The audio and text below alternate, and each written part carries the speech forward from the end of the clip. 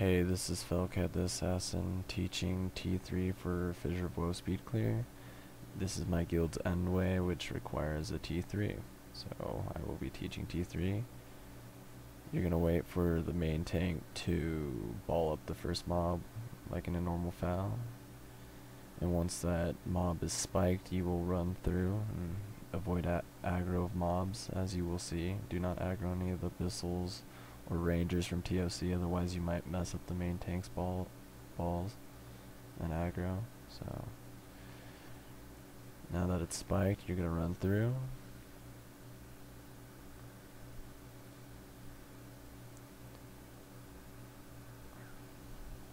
If you aggro the shadow beast that just ran by, that's okay.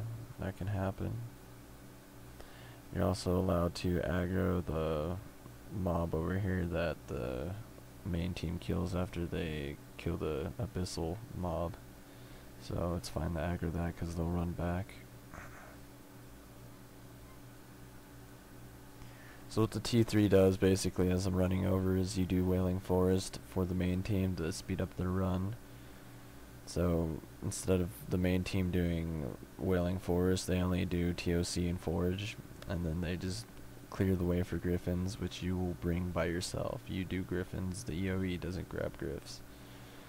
So what you're going to do once you get the Wailing Forest, you make sure you always use Glyph of Concentration before casting Shadow Form while there are the worms and the armored cave spiders. Basically for all the skills you want to get off, you're going to cast Glyph of Concentration. So I just used it for Shroud and for Shadow Form. When you're going to want to kill these worms first, so make sure you cast Shadow Form, and then you finish the first one off with Finish Him. The second one will die without it.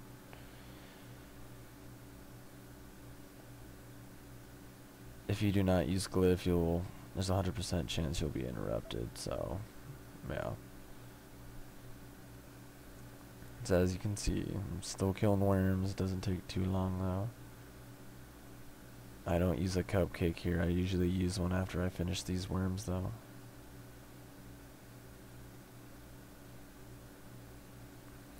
Once you kill these, you can run over and start killing these armored cave spiders.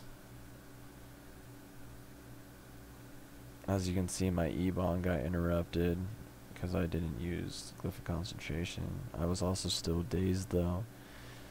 If you want to wait, you can wait till you're undazed before you start killing the spiders. And as you can see, my sliver got erupted too. That's okay.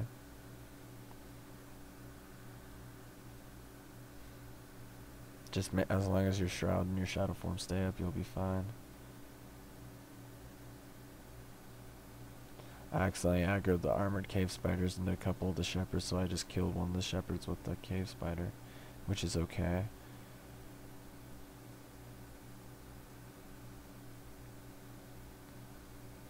So once you kill this final spider, you are going to kill the spirit woods up on top of the hill. You'll see where I go. Make sure you circle around this way and carry the shepherds with you. You don't want to death charge up, otherwise you'll lose aggro the shepherds and you need them. So make sure you run around. Oh yeah, before you kill the shepherds, you also kill these worms here. Should only take about 2 slivers.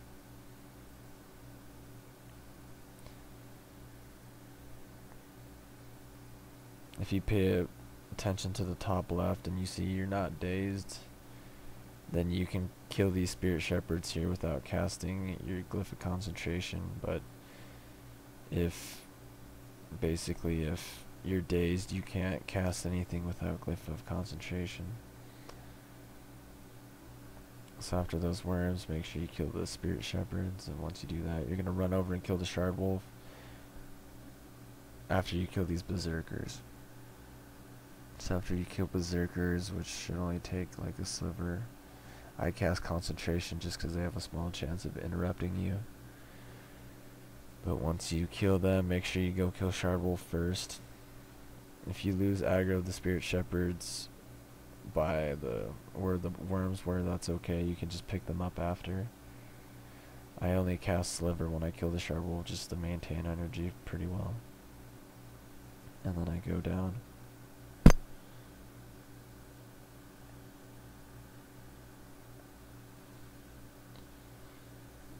I didn't lose my spirit shepherds, I believe.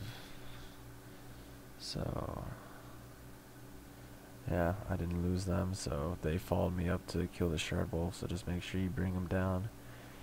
So you don't aggro the two berserker groups to the left and right on, as you can see on the minimap. Make sure you bow these banshees back, because you don't want to kill the berserker mobs. You can just completely skip them. It makes your T3 a lot faster if you skip those mobs, and there's also no chance of you getting interrupted really, so it's just good to skip them by bowing the banshees. My sliver did get erupted though by the impalers, which can happen. That's okay. It rarely ever happens. I just got unlucky this run. So once you kill those, pop the quest really fast. The two mobs will run at you, so you gotta make sure to run out as quick as you can. As you can see, the berserkers are following me. Just run through and you'll lose aggro.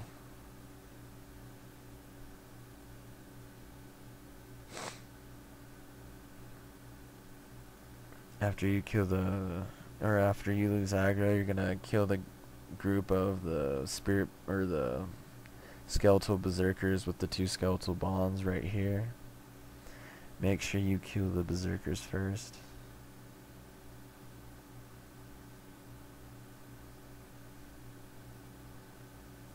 After you kill the berserkers, you can choose to work on the bonds or the ice hand first. Since the bond and the ice hand stayed together, I just killed both of them and then slivered this bond last. After that, you just kill these these spirit woods that are in front of the entrance. Only the ones in front of the entrance that you lose aggro of when you run to Wailing Lord. I'm pulling the spirit shepherds back, that way I don't lose aggro of the main mob. And then after you kill the spirit woods, kill these two, and then you're done. And that's T3.